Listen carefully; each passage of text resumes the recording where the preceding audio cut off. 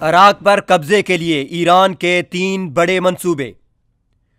ایران کے حسن روحانی 11 مارچ کو عراق کے سرکاری دورے پر پہنچے۔ صدر منتخب ہونے کے بعد روحانی کا یہ عراق کا پہلا دورہ تھا۔ روحانی سے ایک روز قبل ایرانی وزیر خارجہ محمد جواد ظریف نے بغداد کا دورہ کیا۔ وزیر خارجہ کی ایک دن قبل آمد کا مقصد صدر حسن روحانی کے دورے کے لیے راہ ہموار کرنا اور ان کے دورے کے اہداف و مقاصد کے بارے میں عراقی حکام کو آگاہ کرنا تھا۔ ایرانی صدر حسن روحانی کے دورہ عراق کے 3 اہم مقاصد ہیں۔ نمبر 1، عراق کے راستے بحیرہ روم تک پہنچنا۔ ایرانی صدر کے دورہ عراق کا ایک بڑا ہدف تہران کا بحیرہ روم تک رسائی کے لیے عراق سے راستہ مہیا کرنا ہے۔ اس سے قبل ایران یہ مقصد شام اور لبنان کے راستوں سے حاصل کرنے کی ناکام کوشش کر چکا ہے۔ البتہ عراق کے راستے بحیرہ روم کے پانیوں تک ایران کی رسائی تہران کے لیے زیادہ فائدہ مند ہوگی۔ بحیرہ روم تک ایران کی رسائی کوئی نئی کوشش نہیں۔ مارچ 2015 کو ایران کی سپریم قومی سلامتی کونسل کے چیئرمین علی شمہانی نے کہا تھا کہ ایران اس وقت بحیرہ روم اور باب المندب کے دہانے پر ہے۔ ان کے اس بیان سے ایک روز قبل صدر حسن روحانی کے مشیر علی یونسی نے کہا تھا کہ ایران اب ایک شہنشاہ بن چکا ہے اور اس نے کھویا ہوا ماضی واپس لے لیا ہے۔ قدیم ایران کا دارالحکومت بغداد تھا اور آج بغداد ہمارے پاس ہے۔ ہماری ثقافت کی سرحدیں دور دور تک پھیلی ہوئی ہیں۔ ان کا اشارہ ظہور اسلام سے قبل کی فارسی ساسانی بادشاہت کی طرف تھا۔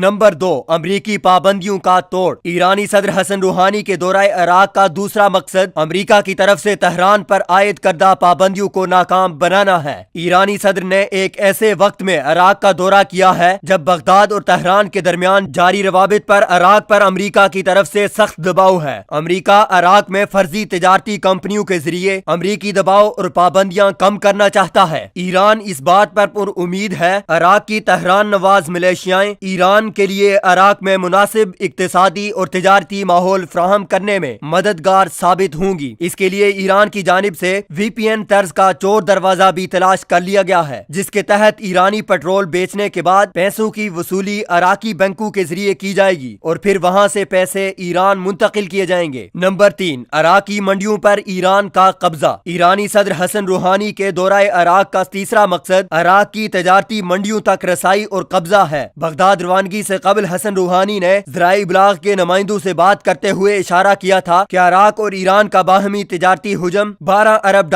سالانہ ہے اور ہم اسے $20 ارب تک لے جانا چاہتے ہیں۔ ایران کے مشترکہ ایوان صنعت و تجارت کے سیکرٹری جنرل حمید حسینی نے 8 فروری 2019 کو ایک بیان میں کہا تھا کہ ایران کی عراق کے لیے برآمدات $8 ارب 70 کروڑ 50 لاکھ سے تجاوز کر گئی ہیں۔ اس کے علاوہ ایران عراق میں اثر و رسوخ کے لیے ایرانی ملیشیاؤں کو بھی استعمال کر رہا ہے، جو ایران مخالف عراق شہریوں کو تشدد اور قتل کا نشانہ بناتی ہیں۔ یہی وجہ ہے کہ عراق میں ایرانی ملیشیاؤں کی وجہ سے گزشتہ 15 سال سے عراق بدامنی کی آگ میں جل رہا ہے۔